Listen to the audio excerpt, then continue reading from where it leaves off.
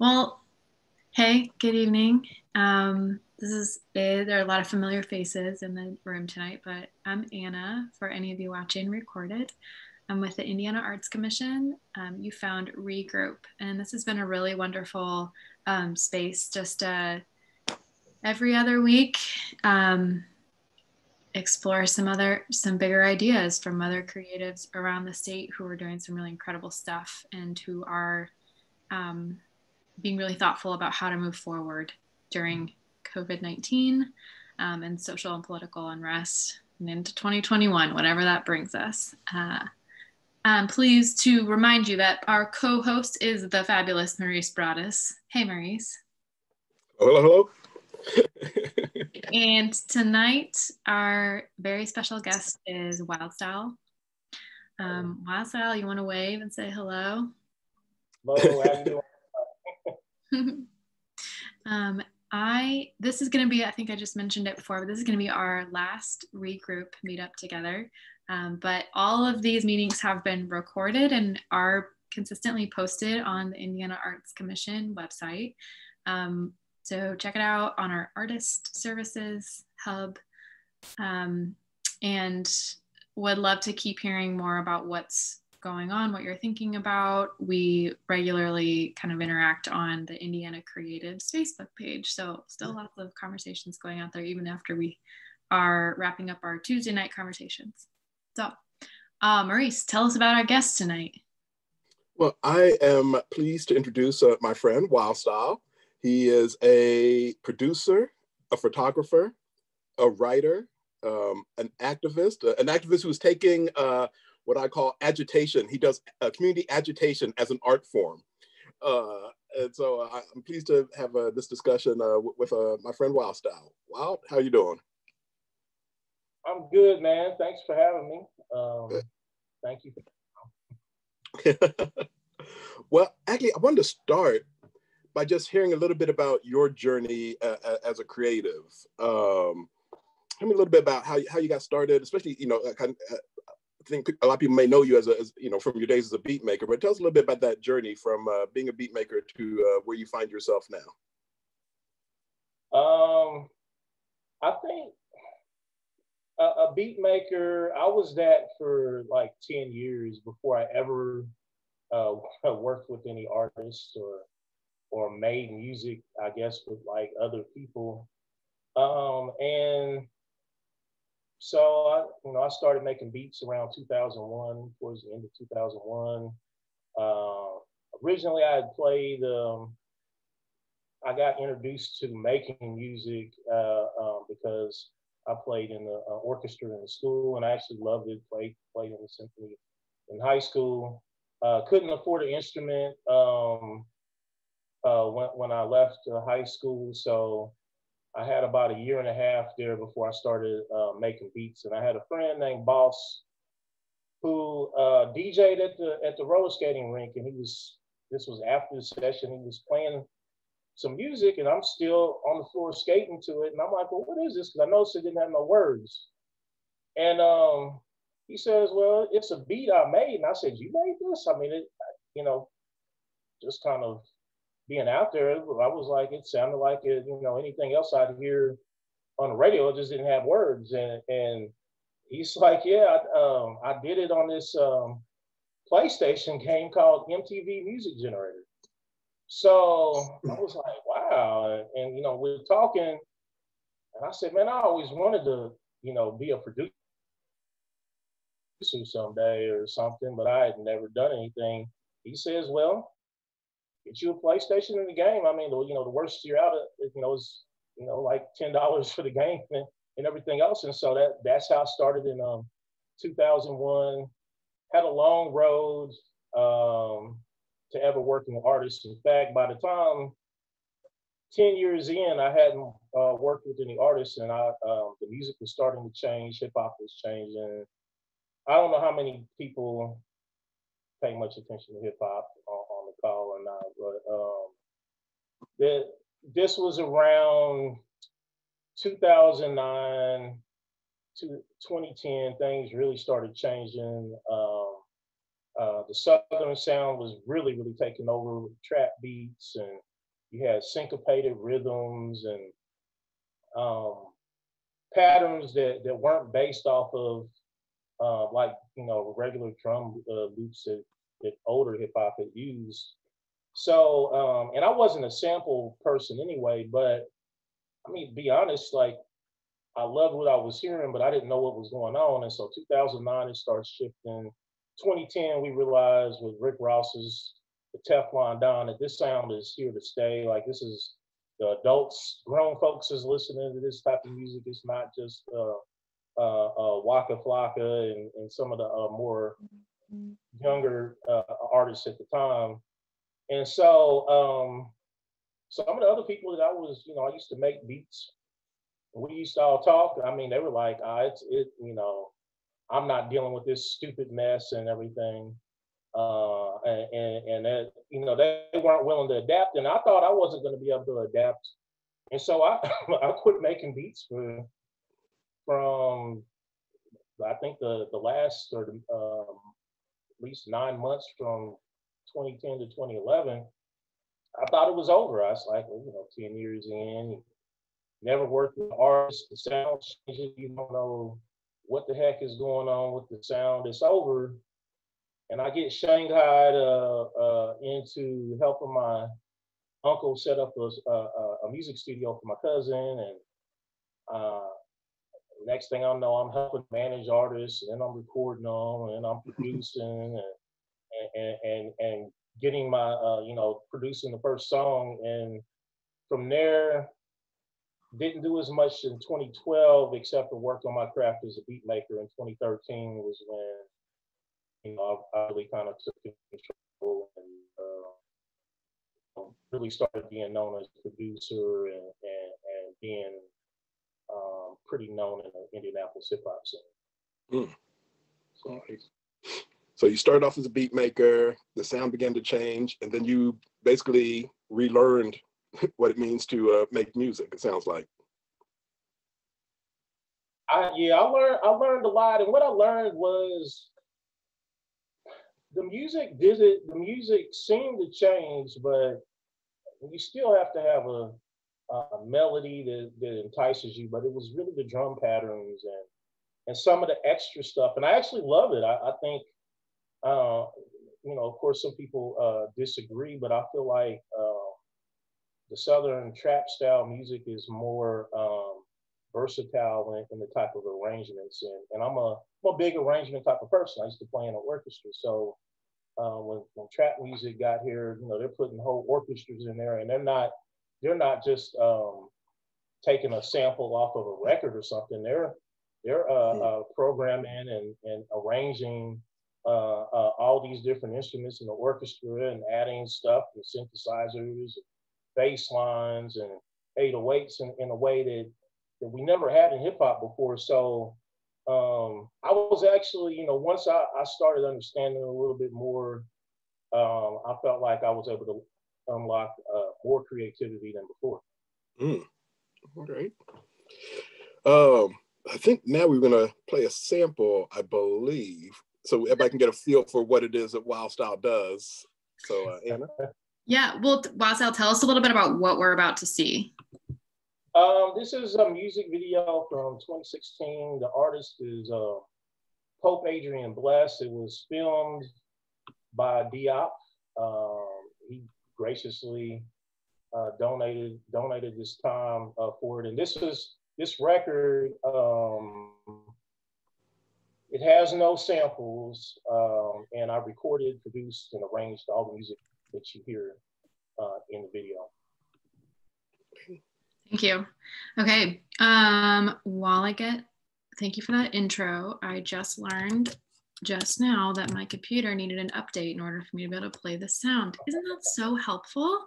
Bridget, if you're there, I just sent you a link, and could you actually share your screen and share your computer audio for us to be able to watch this? Is that cool, Bridget? Yes, ma'am. Just a second. Okay. So also just a heads up, this is some really incredible music. Also probably something that if you have kids in the room, it does have some language. That's all.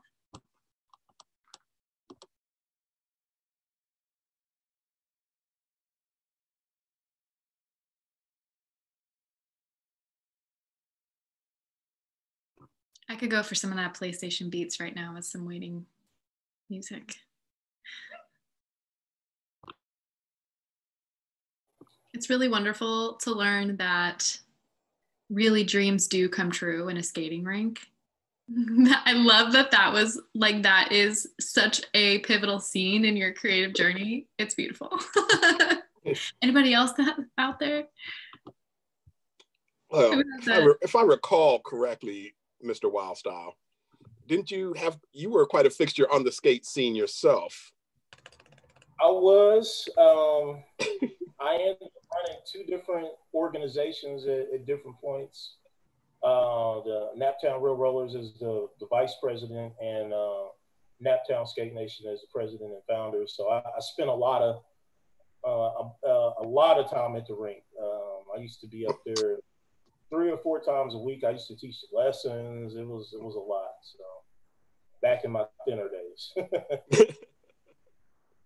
So yours is just a journey of continual adaptation to your times and circumstances. Yeah. All right, are we ready to go?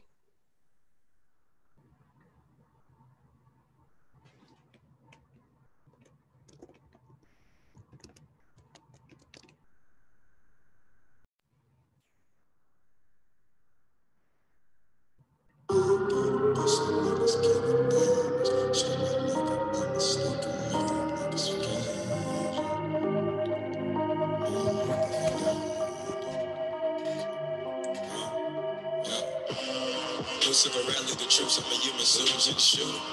2 and 2 together, 4 mine. Got a fake pull 4 mine. I'm AJ with the styles clash. Kevin Owens with the power bomb. I'm Roman Reigns with the spearhead. I'm Dean Ambrose with the pile drive. Shawn Michaels with the screw job. Working your practices, Waco, Texas, Massive over the spin is my new job. I'm here to eliminate all you sucking niggas from the picture, boy. I feel to my new bar. Every day is just a genesis. Know it's lineage and penmanship. Whoever was heir to the throne, I'm jumping before that. 87 Chevy shit, take the doors back. Send no weapons, send no whip in your war rats. Independent, stressing no contract. Got a couple features for the free to help a nigga. It's alright. Double cross me one too many times. Mental patience with me and they all strapped. God granted me serenity. You cannot challenge divinity. Coded as one of the best ever. Check the shit that got me many feet. Reincarnated this Timothy Atlantic and way before Jesus was your pen. Y'all ain't really got a choice. Hieroglyphics in my voice. Hieroglyphics in my voice. I messed out with the rock chain. J-Elect with the rock chain. J. Cole with the rock chain. God body on the rock chains. I don't never go to church until my people know that Jesus ain't a white man. And all my homies over 30 pushing white girl living like a slave trade. 37 years, 37 fucking years. That is what they gave trade. Shout out to the feminine trade. Money counting bandana dirty from the homicidal side of getting paid. Money low in church going walking getting rich. I'm living on a rag page. Little girl screaming back pain. You niggas softer than a chick Satan. I put my blood out on your mixtape. I heard your baby mama rap too. I put my cum all on her mixtape. I'm in this thing with my hoes. I'm in this thing with my day one niggas. I won't change on the bros. I had to cut a couple people off from the camp, nigga, now you know. KTDA to the box drop. KTDA to they long walk into the scene of the crash and it's hard drop. KTDA to get drunk driving in the middle of trapping on God watch. Struggle rolling and living on God watch. Sacrificing the one I let God watch. I'm Deadpool, full fall. Wolverine, no metal claw. I was bred as a new beast. I'm 7'2" for the lockjaw. 77 tapes in a 7-month span. Niggas be fooling me. Living the life as in paid plays. When I pen on my dead, I'm a eulogy. Big words say the same thing. You were cool, kinda. This ain't new to me. Weird suits and a high voice, and you number one to me. Thank God for the risk game. Coldest nigga in the city limits. Say I'm Articuno with the risk game. Articuno with the pen game. Ace of spades, gotta bust him like it's king of diamonds. Shot my partner for no reason. Hope them killers fine. I just been tossing bands to the sky. God got my back, I don't need it. I had a pill, have it from the jump. So like I'm learning the key from. Turn into a target, if we got problems. Niggas ain't saying them names. Still swear traffic, shit turn tragic. Niggas don't want no problems. Living in a coffin, Eastside Martin. Niggas don't want no static. He don't know exactly who told. Man first, be the first vote. Paying niggas don't pull no straps. That shit suck for the kids. Stay on stage when the Facebook crash. Tell me why most shit got bother me. You were fun up to all my anthologies. Suck a dick record, no apology. Now my daughter is here, she the prophecy. Would you spend on some dudes, I would spend on another nigga just to hit you with body feet. Quicker picker up a motherfucker, that's another reason for the bounty shit. Still a lyricist, a partner. I'm John Cena with the road chain. Rocky running up the steps. I'm John Cena with the belt. Rocky living with the belt. They said I was going out my mind. No. How can they just wait for me? I fucking die. Let's die with the rock chain. JLX with the rock chain. J. Cole with the rock chain. God body on the rock chain.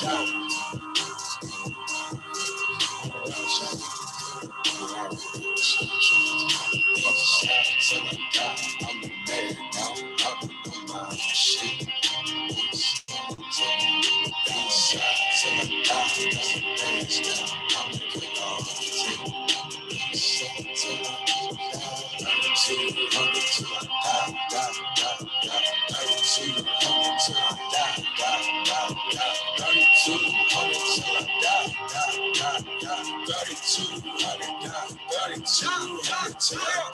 Niggas sharper than the chicks say. I put my blunt on your mixtape. I heard your baby mama rap too. I put my come on the mixtape. I'm in this thing with my woes. I'm in this thing with my day one. Niggas I'ma change on the bros.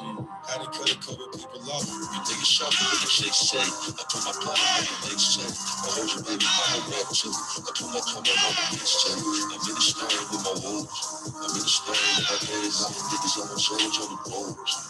East side till I die, I'ma ride for this.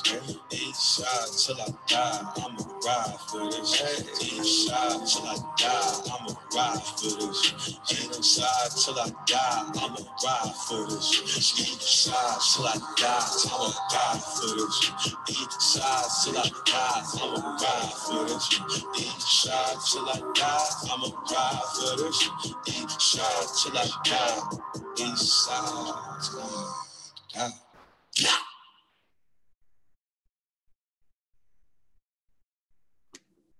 Thanks, Bridget / Stephanie. I have a question for you, Wildstyle.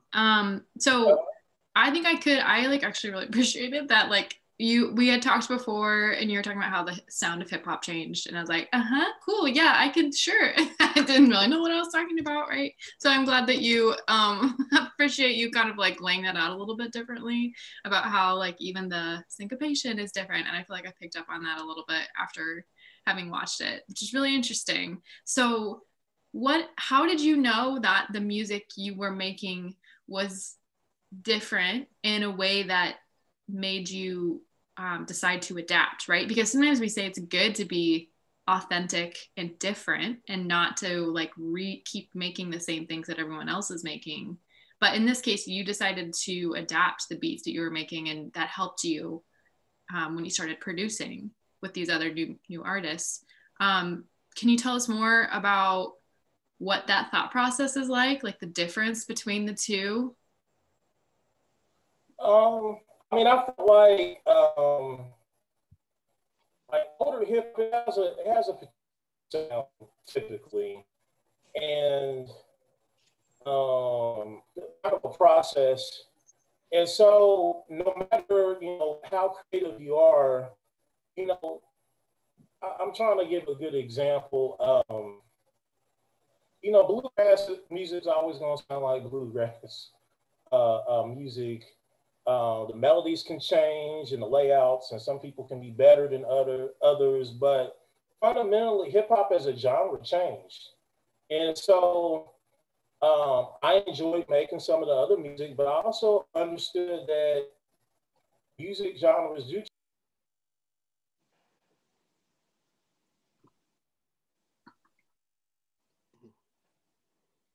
Well, here we are. It's still 2020. We're still gonna have moments. That's all right. Well, while Wildstyle's getting back online, we had some other friends join us, which is awesome. And it's a small enough group that why don't we just say, hey, who else is out there? John, you want to introduce yourself? Remember that you are all muted. Hi, I'm John Irwin. I'm a portrait artist here in Indianapolis, and what I like to do. It's what I do best: portrait drawings and on site, interacting with my subjects, and looking to do some more stuff over the internet, like through Zoom meetings. So if anyone out there is like wanting a portrait made, just casual style, have a little conversation, and get a portrait made, and you can see it right over the internet. I could send a copy to you over the internet, and it's nice and clean. So yeah, that's what I like to do. Yeah, glad you're here. Anybody else want to say hey?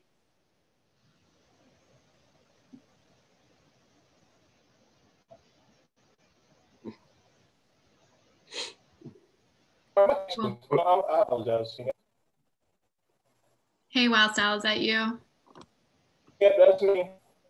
I'm going to send you the phone number just in case. Okay. Yep, great.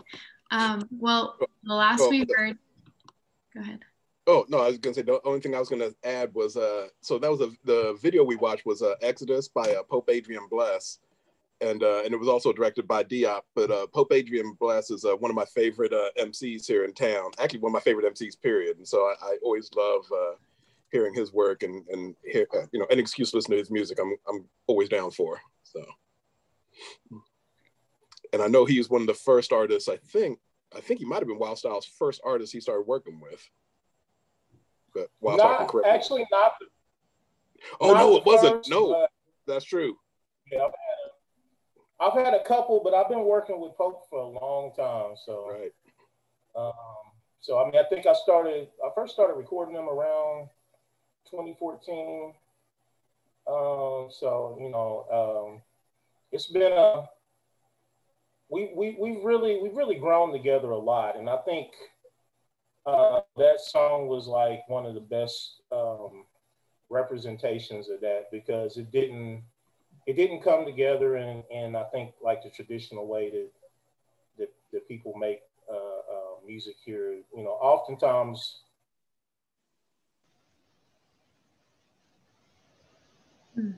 Yeah. It's just not happening for him tonight.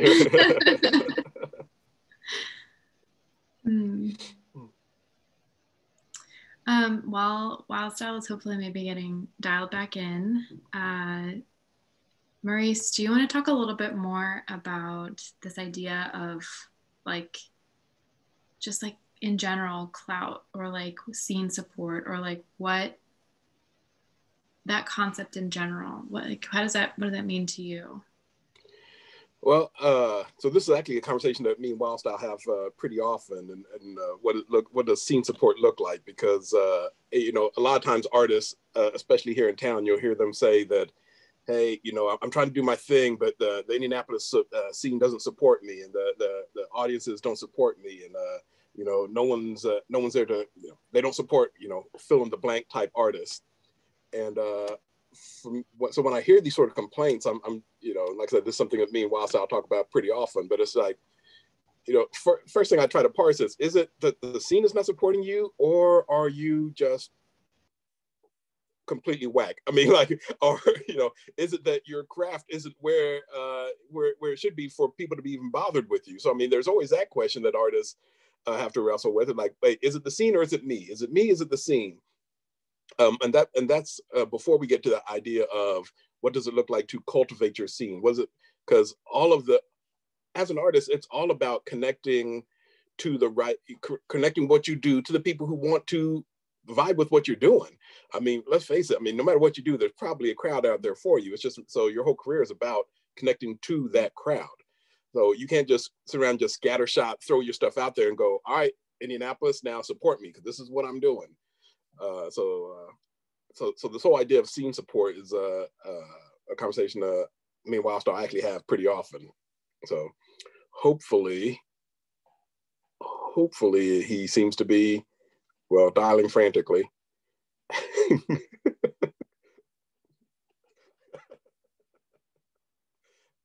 And that might be a great opportunity. Let's just mime what it means to have scene support. We could just all mime our lack of scene support and go from there.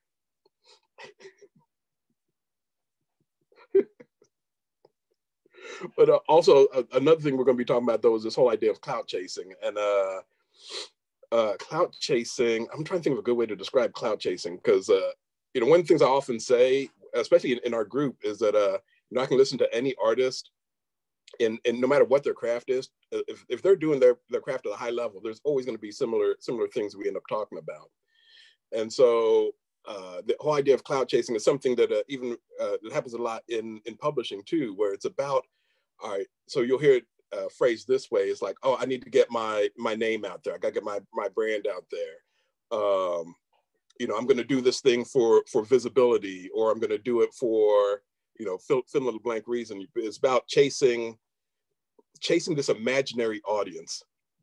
And that's basically what it is you're chasing an imaginary audience. So we aren't at that point where we're connecting what we do to the actual people who want to buy what we do. We're chasing the idea of them. And so, you know, I'm gonna throw myself out there and get you know, to sort of build name recognition. Well, I mean, that is a way, I guess, that could work, but it's more important to actually know your market and be aiming specifically for that market and be systematic in trying to connect to the people who you want to connect with. Because if this idea of clout chasing actually becomes a trap that we fall into, because we get so obsessed with wanting our name out there and with wanting to get this sort of I don't know, brand recognition, that we lose sight of actually connecting to the people we're meant to connect with. And I'm sure that's a scene across, no matter what art practice you do, that's going to be a common thing. It's a trap we can easily fall into. That's what I was going to ask. Has anybody else experienced that exhausting cycle, or felt hesitant to try to put energy into like clout chasing? Or I don't know, is that similar frustration to anybody else? For myself, I feel that my biggest hurdle to overcome is in fact doing that very thing. As I am overtly shy, I guess I'll say, and not comfortable exposing myself to the rigors of being out there as an artist. So the whole clout chasing is, to me,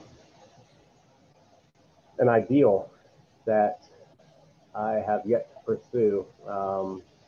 And my endeavors are more direct one-on-one interactions with individuals. So the idea of maybe being more mass marketed may apply to the idea of clout chasing. I don't know. Yeah. Well, I mean, even I know several artists, even here in town, who will start trying to book show after show after show in order to get their name out there, in order to ride that wave of just surface marketing, in order to get their name out there. But, you know, in the end, what do you end up doing? You end up, you know, cannibalizing your own audience rather than building a new audience. So. Yeah, cannibalizing, like the whole scene doesn't grow. It's just like instead of what happens a lot of the time, it seems like, is you have a pie, and instead of making the pie bigger so that everybody gets a greater share, we're eating each other's slices, right? That kind of cannibalization. or you're eating your own slice over and over and over again, which is even worse. That's true. Is a Wildstyle back in? Only eat half of your slice at each serving, you'll never run out. What, like in chemistry, it's carbon dating is a half-life. So the carbon lasts half-life, and theoretically you never run out of carbon because it only dissipates half whatever radiological measurement they have. Anyway, just an observation. Wildstyle, you back?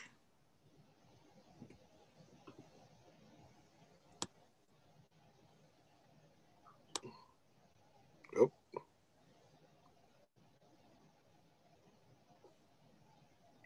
We can't hear you. If you've dialed in by phone, you'll have to unmute that.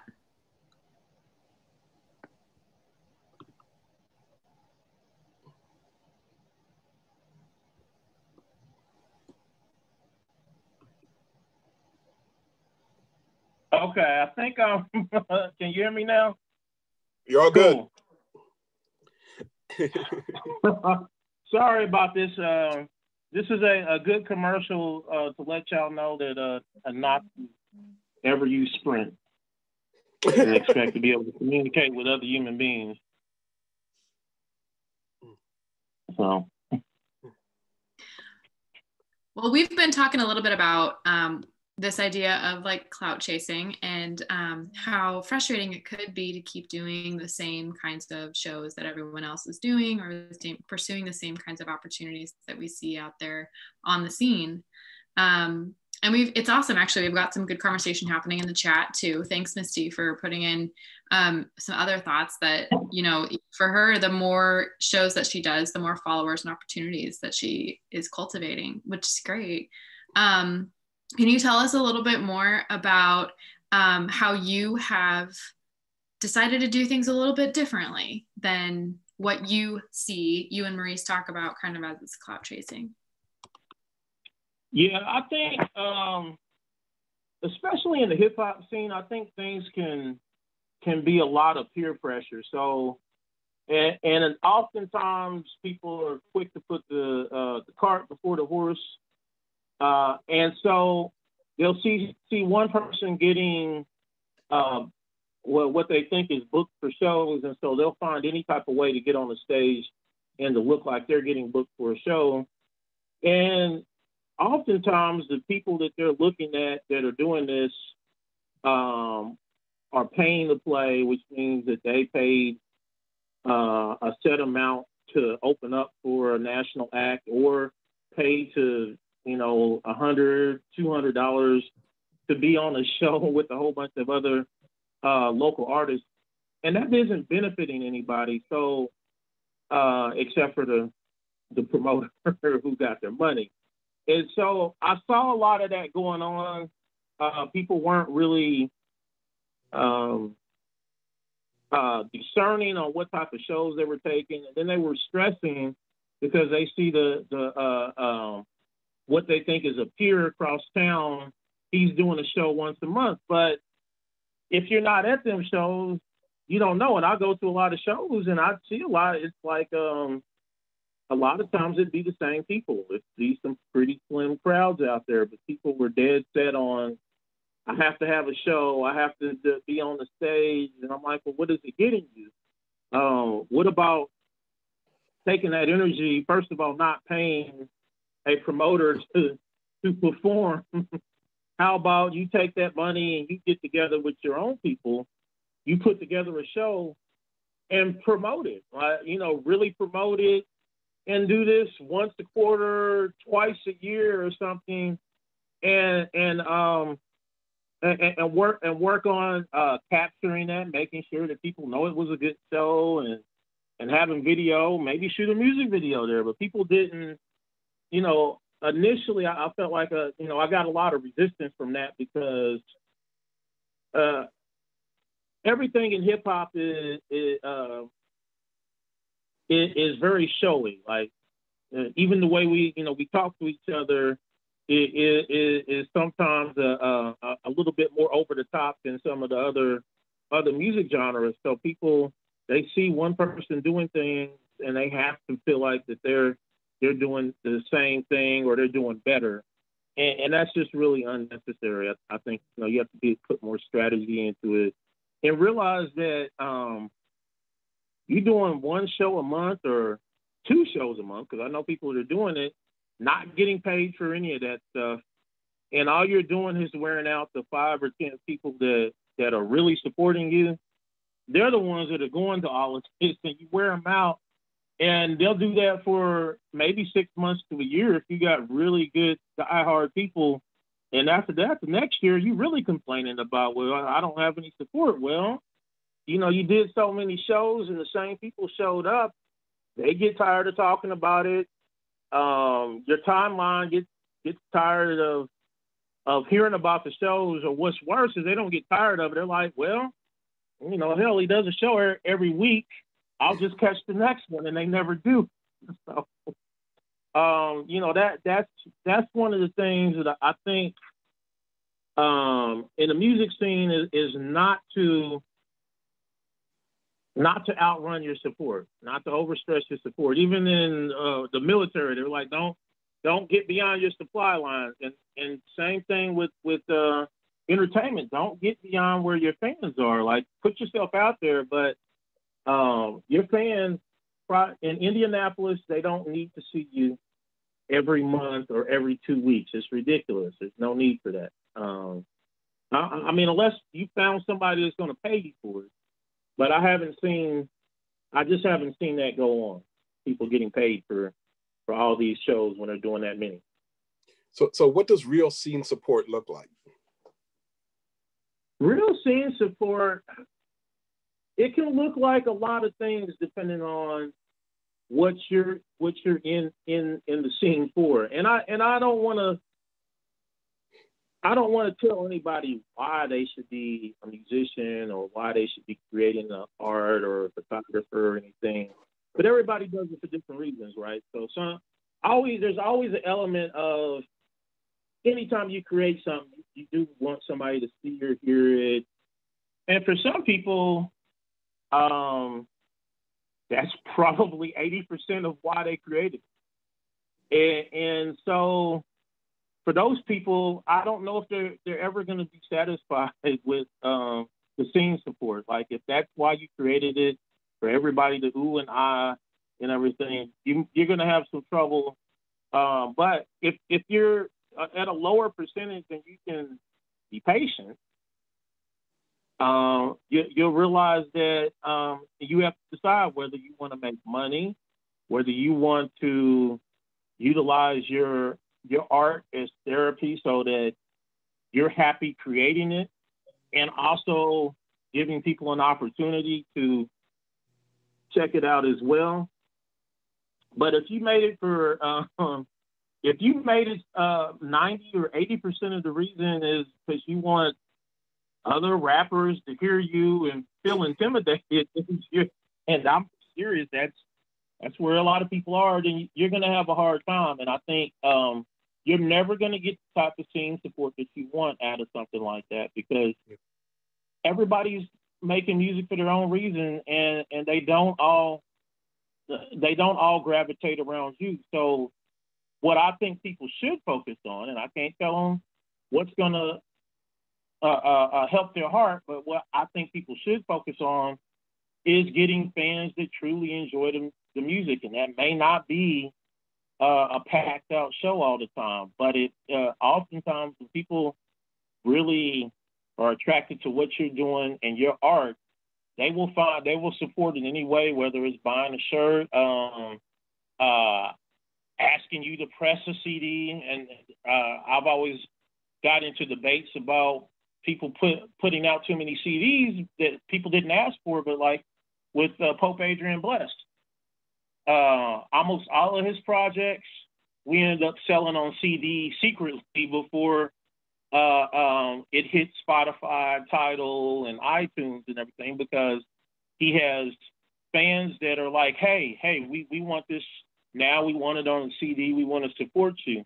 And that you have to try to cultivate that. If you put out, if you run your career like you're Jay-Z or Drake, you better have Jay-Z and Drake fans. And I'm talking about that many people that care that,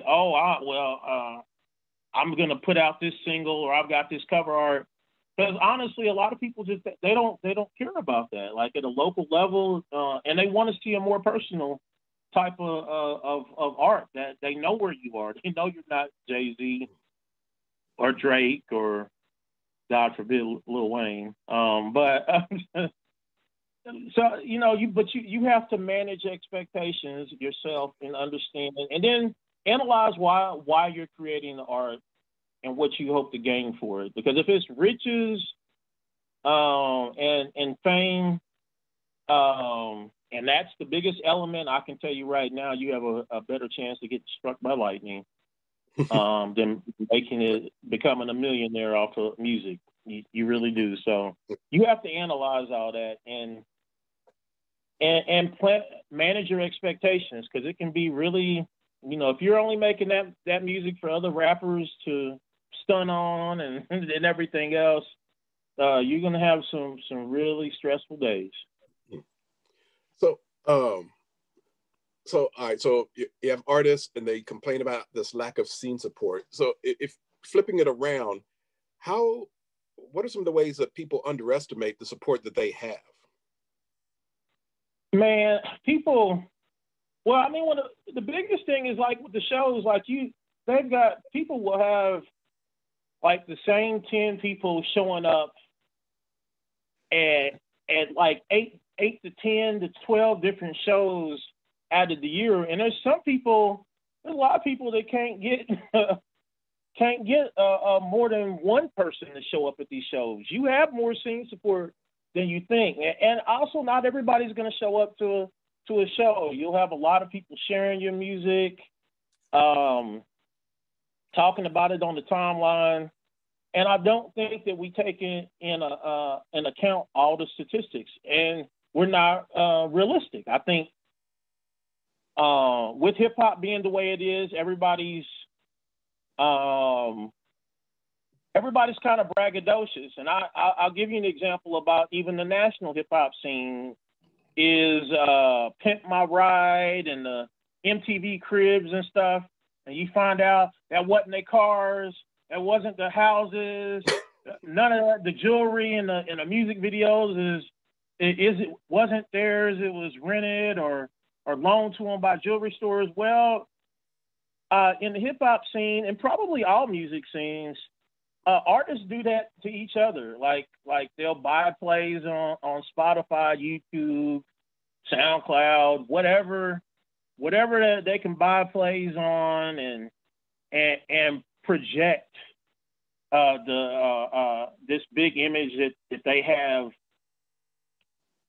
thousands and if not hundreds of thousands of fans, and that won't be the reality. And then a lot of people have set their bar at, well, you know, this person has 100,000 plays on a YouTube video and everything and all this going on. Well, did you ever stop and think that maybe a lot of that wasn't real? And so you've measured yourself off of that, not realizing that, and I've seen this happen, and I swear to God, some people have not realized that they have more fans than the people that they're looking up to.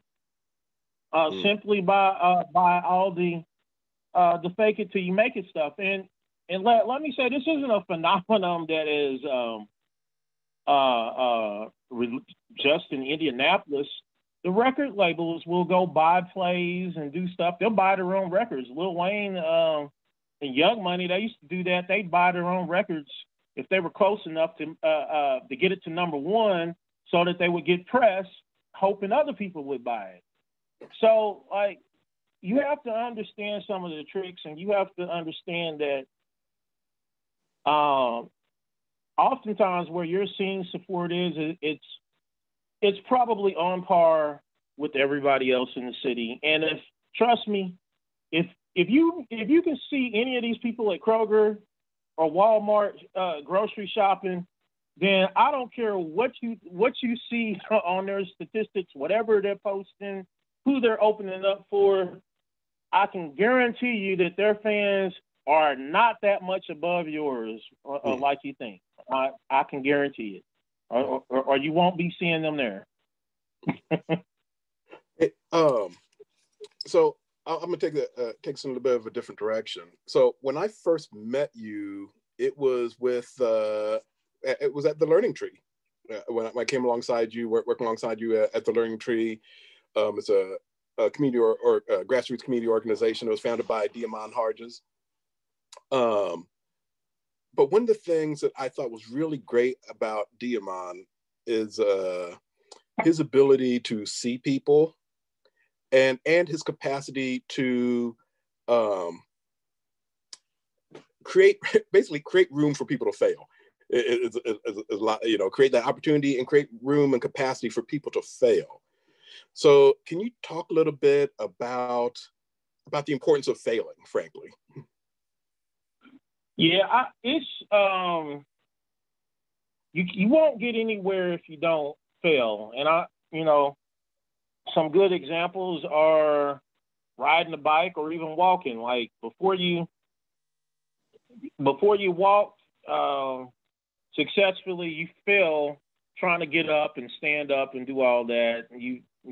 Before you could bike, you probably fail. If your dad wasn't there to hold the bike up. And so later on in life, we're taught to become afraid of failure. And I think, particularly with low income people, they don't get an opportunity to fail. Like they're held they're held to such a high standard with the little bit of money that they have that they don't get opportunities. Now, keep in mind, we got a president of the United States that was born with not a silver spoon in his mouth, but a gold spoon in his mouth, that's bankrupted I don't know how many different businesses, and he keeps getting loans and opportunities and everything else. And now he's the outgoing president of the United States. Well, that's an example, maybe a bad example, but that's somebody that failed. But another example is Henry Ford. That man had several companies taken from him. In fact, some of the companies ended up becoming Cadillac and other car companies when it got to other people's hands. But he eventually did pretty well for himself. So, with the Learning Tree, we're an asset-based community development organization, and we try to know our neighbors, know their gifts and talents, and support them on their gifts and talents, and give them an opportunity to fail. Because you don't learn if you don't fail. That's just point blank simple. Well, and one of the things I'm thinking of in particular is how, and I don't know how comfortable you're going to be with me doing this, but the whole idea of what Diamond saw your gifts and talents, both as a photographer, even though you had barely picked up a camera at the time, and now as a writer. And in some ways, since I know the story, I think he saw some of those talents, especially that you as a writer, before you even saw it. Yeah. When I first had a conversation, Diamond is he's the founder of the Learning Tree.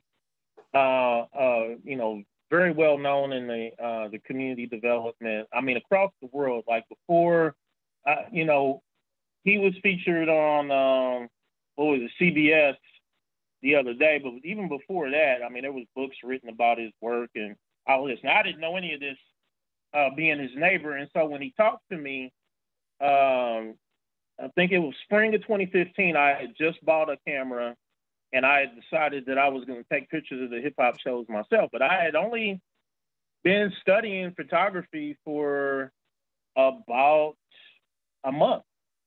And so he talked to me about what he was doing, and I thought he was crazy. I'm just like, you do what? And this and that. He didn't even tell me the half of it. I thought, like, whatever. And I'm like, well, why would you want? You don't even know what type of pictures I take, and you're wanting me to be involved with this, and I'm thinking, oh, this guy got to be crazy, right? So, but what I learned was that was the gift, is he gave people an opportunity to fail, and so he would have me taking pictures of stuff as well, and I'm still learning, but he saw something in those pictures, and I did take some pretty good pictures for the time. I think some of them are still pictures that I'm proud of today, but he was willing to give me, like, this was a picture, the two girls, or the girl and the boy there, those were pictures that Diamond had prompted me to go take at a community event. And I didn't want to let them down, so I'm like, okay, well, let me figure out how to make this look good, and so that really helped. That helped me get better. Somebody believing in me. I had a tendency back then to send some spicy emails about community development going on in my neighborhood. And he read them and decided I was a writer. And I'm like, no, man, it's just an email, or it's just like, come on. And the next thing I know, I'm writing articles, by 2017. And I had some big ones released this year. Was the ethnic cleansing of Black Indianapolis. It was released on New America, and 2 follow-up articles about housing and how it affects the Black community here. But Diamond seen that. He looks for gifts in all areas, and even if that's sending a very long, spicy email detailing how somebody is not working to the benefit of the community, he can see all that and would encourage me. Yeah. Along with pushing, telling Maurice that before I even know. I'm like, what? Yeah, and to be fair, I mean, your work is now being shown over at the. I know you had a display at the Indianapolis International Airport with some of your photography. Yeah. These articles you casually mentioned are being taught in college classes. So you've come a long. Oh man, I love this picture. You've obviously you've grown quickly. Yeah. But I mean, there's something to the idea of what sometimes it does take community to see you and see your gifts and see what you have to offer. So when would you say would be a time when or why does an artist have to listen to community? When do they need to listen to their community? I think they need to, if you want to be relevant, and your community is relative. But I think as an artist, if you want the community to support you, then you're gonna have to listen to your community. I mean, it sounds like common sense, redundant, but like there's so many different gifts and talents that everybody has, but sometimes they're not always relevant to what's going on. Like I'm a big, me and Maurice are nerds and stuff, and now there's all types of stuff that we're into that probably the community as a whole isn't going to consume from us, or at least not in a standard way. And so I think an artist always needs to be listening to his community, and it's not going around necessarily and saying, "Hey, what should I create? How should I? What should this look like? What should it sound like?" But you need to know who your audience is, your community, and you need to find the connecting points that resonate between you and them, and figure out how you can incorporate that story, because people don't want to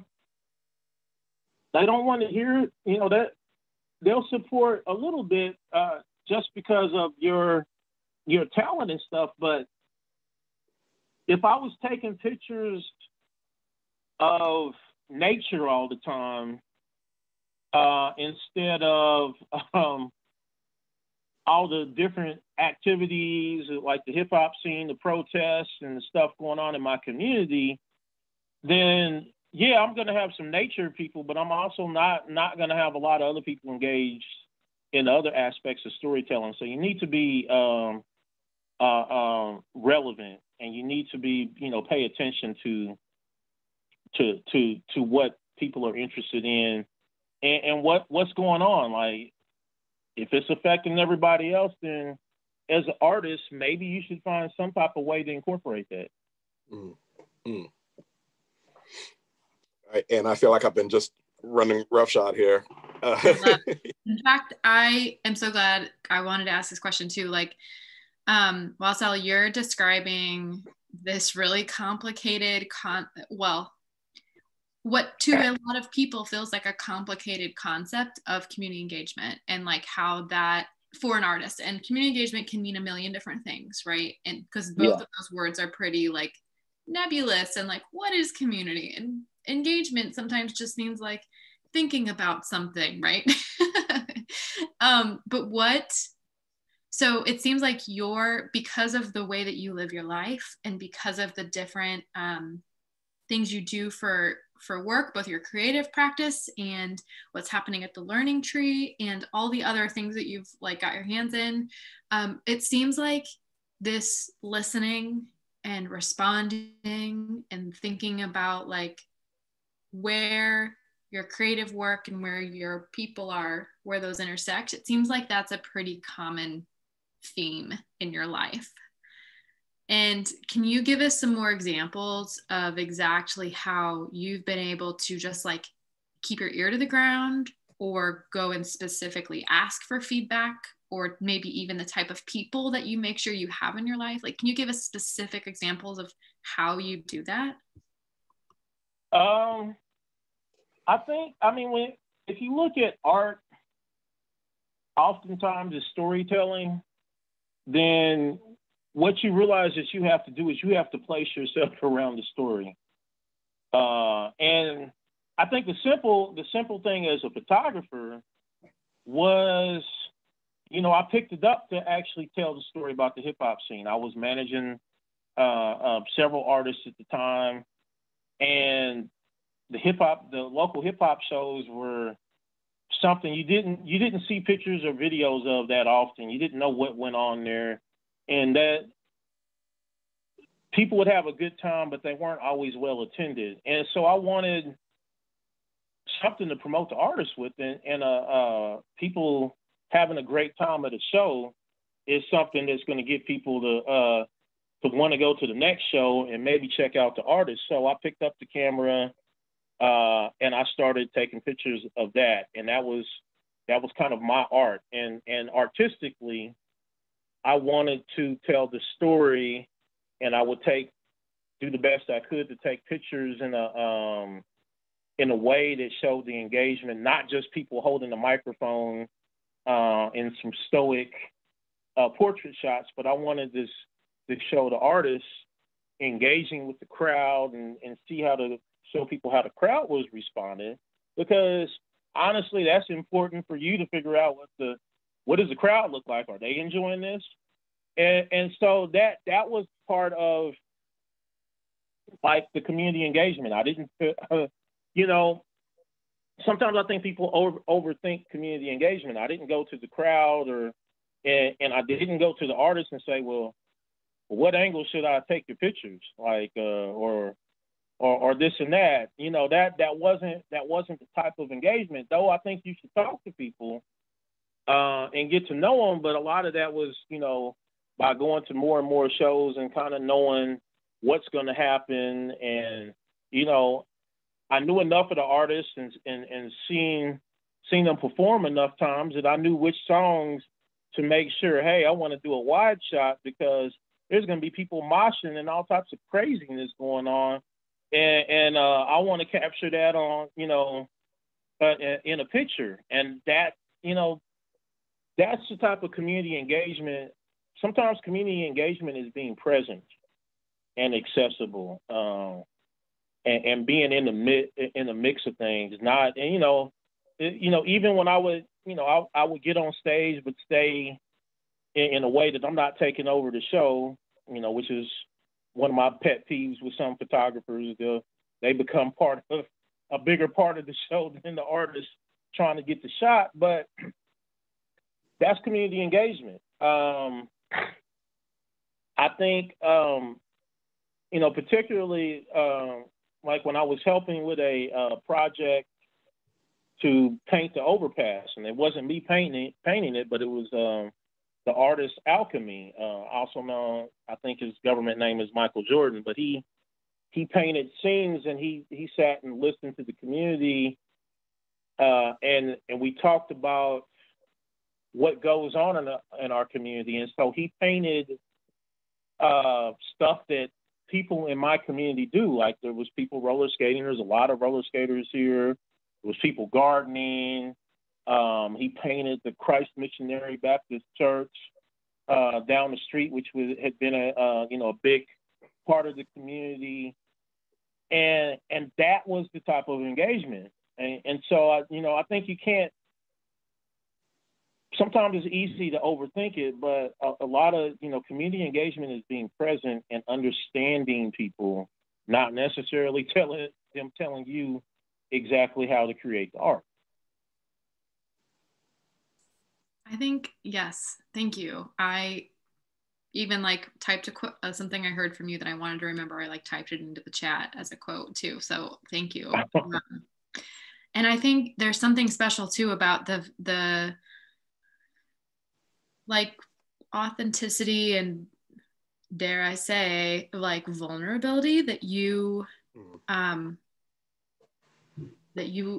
clearly make sure is just always part of your life, to be able to have people in your life like Diamond, or even just your neighbor or whoever, who you allow to say, hey, pick up a camera, I think there's something here, right? And then to be able to okay, I don't know, I literally am a producer and apparently now a writer, right? But here's this other thing. And that's really beautiful, just to that's an attitude for sure, but it's also you have, I think, it's a result of you living as somebody in the community, living as somebody who values relationships and values wisdom from others, and that's making your art stronger, which is amazing. That mentorship. Thank you. Yeah, well, I was only going to add that it's been interesting to watch you over the years, how your platform has grown and how your support has grown. But but the thing that I see underneath that is sort of this, your own proactive mindset. You have a proactive mindset in how you approach things, and your proactive mindset is, I am going to support the community. I'm going to take up the camera to support the hip hop scene. I'm going to write in order to support my neighborhood and support the activities going on in my neighborhood. I'm going to offer a commentary on my Facebook. Well, okay, I don't know what that's about. You just like to run off at the mouth on Facebook, I'm not gonna lie. But but your platforms are it's very, yes, you do, spout off on Facebook, but you're also very strategic in terms of, hey, I'm going to shout to whoever I need to shout to in order to create and agitate for change in my community. So, but it's always this outward focus, it's never about you, which I always found interesting when you compare that to, some of the artists who I do see complaining about, their clout chasing and the lack of scene support. To Anna's point, they have this desperation to want to be seen, but they are people who are afraid to be themselves. They don't want to be seen and known. They're afraid of being seen and known. Whereas you are not. So I just wanted to, that was just something that just weighed on me all of a sudden. I just had to get that out. So my bad. Well, thanks. I think it's important for artists, as a storyteller, you have to be bold, and you have to be willing to make it more about other people than just yourself. There's so many hip hop artists that I know, and I've had some critiques and people get upset, but with particularly with lyrical rap, their lyrics will be all focused on how great a rapper they are, and there's no storytelling and no, after I've heard all these different metaphors about how great they are at everything, it's okay, so why are we here? And I think artists by nature tend to be a little bit selfish, sometimes more than a little bit selfish. And I think that selfishness can get in the way of connecting with the community. And when you look at what people's consumption and tastes are, sure, we like exotic stuff and all this other stuff, but at the end of the day, we want to see some stuff that resonates with us. We want to see people that look like us, people that have the same interests like us and have the same struggles at some point in time. And as artists, you have to understand that that's part of being relevant. Sometimes, I mean, when you look at some of the Renaissance painters and stuff, there might have been better painters around, but the relevant thing was painting the Vatican at the time. And so we don't know if there were other better painters than the ones that we see, because they weren't painting the stuff that was relevant for the time and what everybody was into, which was apparently the church. There's two things that are coming to mind here, that I think I'm going to go out and say, like, oh, this is not what we're talking about. And then maybe if I'm wrong,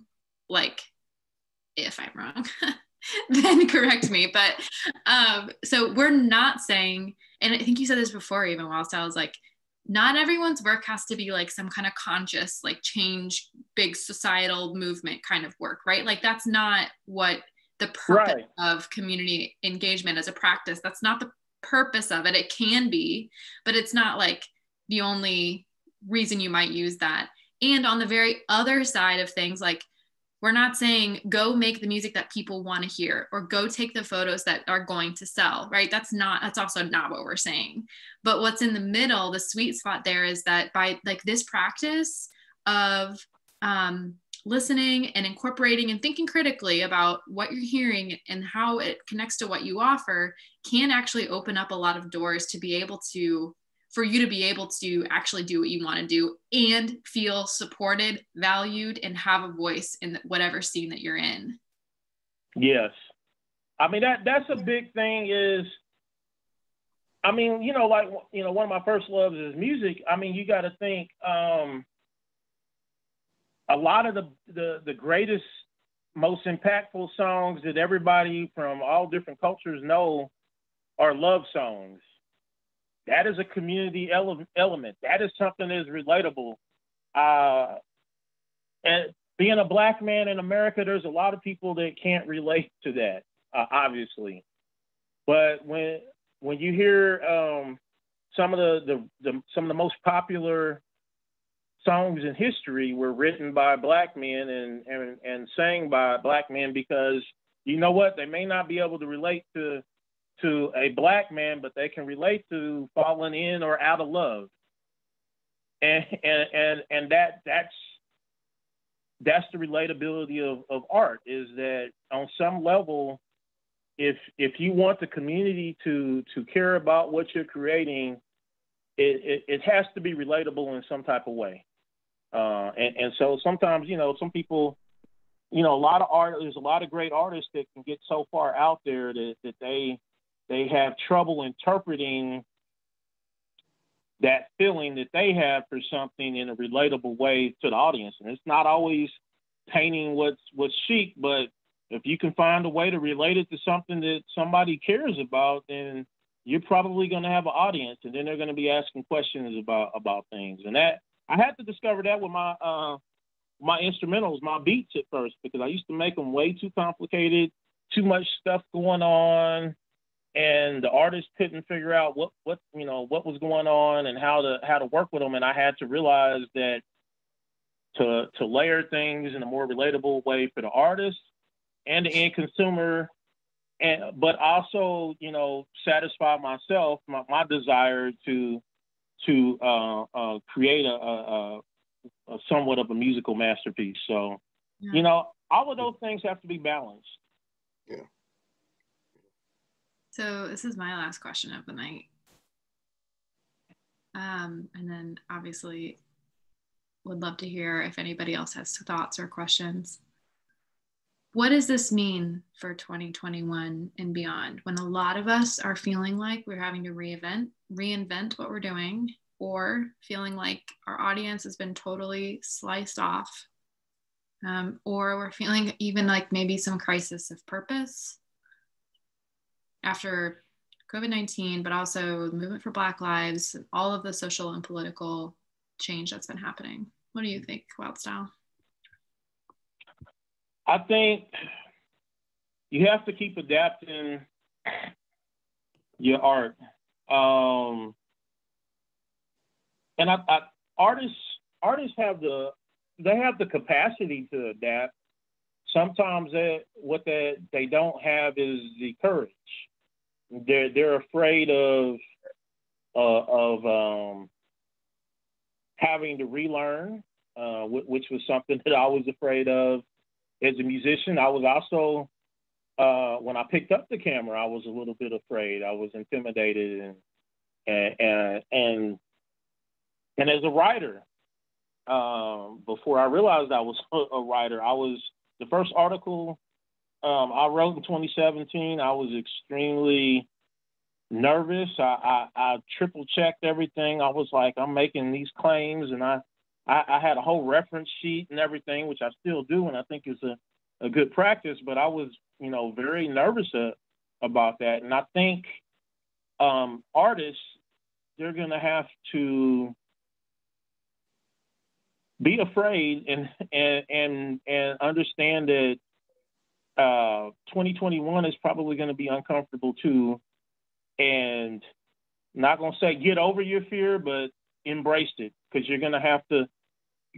You're going to have a lot of uncomfortable moments. You're going to have to adapt. When COVID-19 hit, all the hip hop shows stopped. We were on lockdown, and it was nothing but empty streets to take pictures of. And there were people that were taking pictures of that, but it wasn't something that I wanted to do. And when the protest movement started, and it started in Indianapolis with Trayshawn Reed's murder by police, before I think 3 weeks before George Floyd. But as an artist, I felt that I needed to be out there at the protests to document it, because you can't always count on the news media to tell the whole story, or to tell, especially on sensitive issues like that, how upset the public was. So that was part of my art, was to get out there and make sure that story got told. And that was something I had to adapt to. And I didn't set out it. And if I would have loved for the situation not to have happened, but with COVID-19, you have to find ways to adapt and hopefully utilize your art for the betterment of the community and to tell stories. Because, quite frankly, a lot of stuff isn't, if you look at history over time, it's usually the art that has defined the civilization in our eyes. Like, we know what the ancient Greeks liked, because they had all the sculptors, and they sculpted what they wanted to show us. And as an artist, you are, whether you feel like you're the community storyteller or not, you're pretty much the community storyteller. Like, they're going to see it through your lens a lot of times, long after all of us are gone.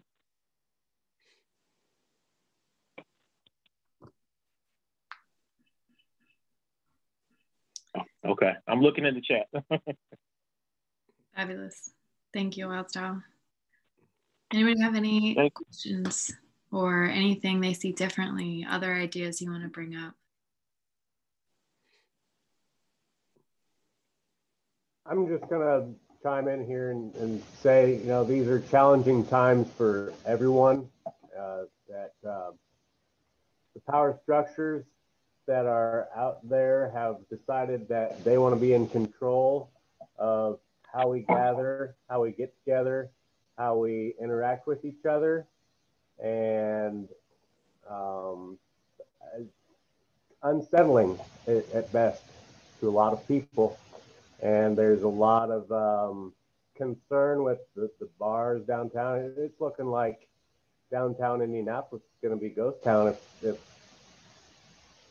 the mayor and the governors have their way. And it's a sad thing to see, basically from what I hear, and I'm not downtown anymore, but from what I understand, most of what's going on downtown is replacing, or not replacing, but moving homeless people into unoccupied or hotel rooms near the airport, various places, so that they can make room for more homeless people, because a lot of people are losing their homes and losing their, you know, despite all the government funding that's going on out there. You know, there's, I think it hits the artists more so than the average, because the artists we're relying on, those are people who are doing the restaurant hotel industry, which has been decimated. Now they have no income. You know, they're getting checks from the government. But I think it's just a shame that we have this power structure to live under right now. Mm. Yeah, it is tough. It's some tough times. Thank you for putting that out there. We hear you. Thank you, John. This is an interesting question in the chat. So this is from Cass. She said they're asking, how does an artist go about finding their fan base? And maybe I would add to this, like maybe even I think Maurice in Wildstyle, or if there are other folks who have advice for Cass as well, like it sounds like maybe right at the very beginning when we're just starting out, just getting our work out there, how do you start to maybe even understand, oh, this might be the type of person that my work is appealing to? Can you describe what that's been like for you guys?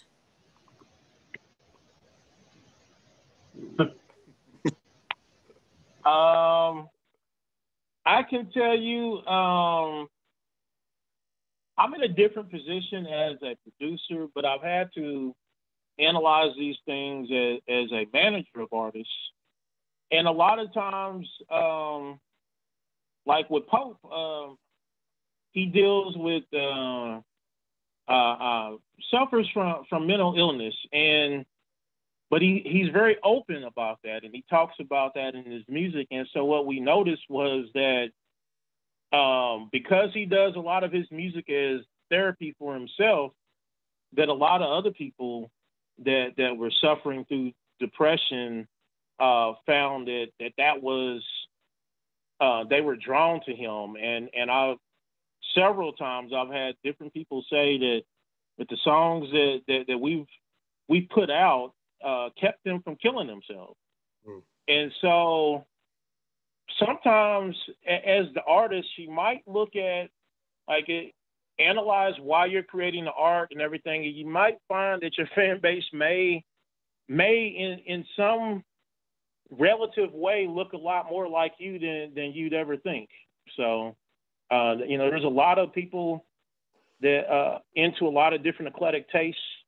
And, you know, artists often think that, which they're right, they're one of a kind, but you'll find that there's probably some commonalities and some similarities between you and your most diehard fans.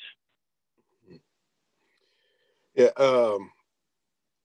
I'm I'm kind of awful at this, so take everything I'm about to say with a grain of salt, because I'm never sure who's connecting with my stories, and frankly why. And so I basically have a two-pronged approach. And one is, you know, when I'm trying to get published, I'm always trying to aim for the largest markets possible. I figure they're going to get me the eyeballs, they're going to get me, you know, seen, the recognition, all that kind of good stuff. But at the same time, and I think it was Dell in the chat who was saying this about the importance of continuing to book shows, and that's it. It's booking the shows that make sense. You know, where are the places that make sense for me to be at? Because in the end, I'm still building my relationship with fans, one relationship at a time. And, you know, so it's about what are the shows that make sense, that are the best use of my time, that's going to put me in front of the people who I need to be in front of, that I can be in that position to build that one-on-one relationship with my fans. And so as I continue to do that, and that puts me in the spot of hearing from folks. I just love this quote: "If art is story, you have to place yourself among the stories." I'm just still thinking about the importance of that. You know, am I placing myself among, you know, if you're looking at it you know, that way between artist and consumer of art or whatever, am I placing myself among the people who are going to vibe with my stories? You know? And what does it look like to create those real opportunities to do so? Mm. There are other people who can help with this too. I know once you start to, and like, I think, Cass, this is something, I don't know what your experience is like.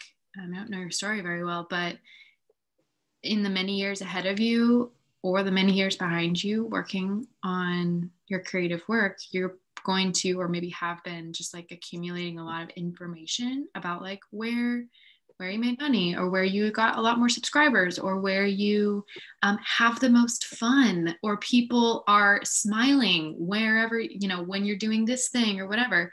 That's all like data that you can process together with somebody who understands like markets really well. And if you're interested in looking into more of like what different industries look like, maybe the type of work you're doing connects a lot with folks who are healing from a significant injury. I don't know. Maybe then you might want to look at what the healthcare industry is like, right? And there are Indiana small business development centers all around the state, actually, who do just that stuff. And so check in with your small business development center.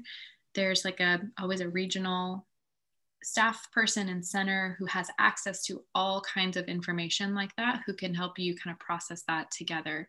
And everything that they do is totally free and confidential. So Indiana Small Business Development Center. But that's some pretty intense stuff. Not everybody has to get into it that deep, right? Like, you know enough about your work, what you're happy doing, and what's paying the bills, or what's helping you reach whatever goals you have, to be able to like form a loose like plan for how to keep building that fan base, or keep pushing your work out to them. Mm-hmm. Thanks, Ms. D, for the note in the chat too. I know she said the more people that see you or your art or product, the greater the advantage is for you to build a following, which is great. She's really great at like hitting the pavement, getting her work out there, getting to shows, connecting with other creators.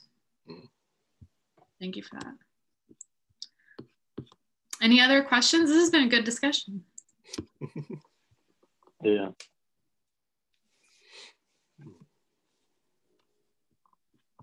Well, this is, of course, being recorded, and will be posted on that link that Bridget sent earlier in the chat. We'll send you an email as well if you registered and we have your email address. But we hope to see you again really soon. But please, everybody, stay healthy.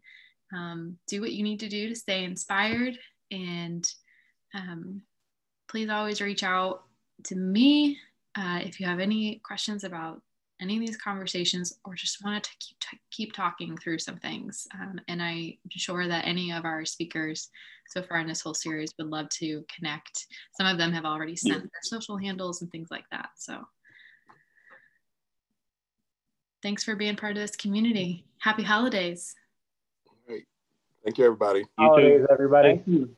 Wildstyle, thank you so much for hanging out with us. It's been a joy to get to know you better. Thank you. You too. All right. Bye. Bye-bye. Wildstyle, sometime when it's warmer, let's go hang out on Maurice's porch and talk about your New America article. I want to. Okay.